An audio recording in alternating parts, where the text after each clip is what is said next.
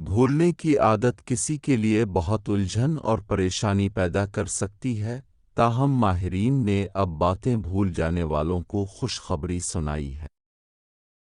حال ہی میں ہونے والی ایک تحقیق میں علم ہوا کہ بولنا در حقیقت ہمارے سیکھنے کے عمل کی فعال صورت ہے، جو ہمارے دماغ کو مزید اہم معلومات تک رسائی میں مدد دیتا ہے۔ ٹرینیٹی کالج ڈبلن اور یونیورسٹی آف ٹورنٹو کے ماہرین نے اپنی تحقیق سے یہ نتیجہ اخذ کیا، بھولی ہوئی باتیں در حقیقت کہیں نہیں گئی ہوتیں، بس ان تک ہماری رسائی نہیں ہوتی۔ ماہرین نے بتایا کہ یادیں مستقل طور پر نورانس کے سیٹ میں ذخیرہ ہو جاتی ہیں، جس کے متعلق ہمارا دماغ فیصلہ کرتا ہے کہ کہاں ہمیں رسائی دینی ہے اور کن غیر متعلقہ چیزوں کو بالائے طاق رکھنا۔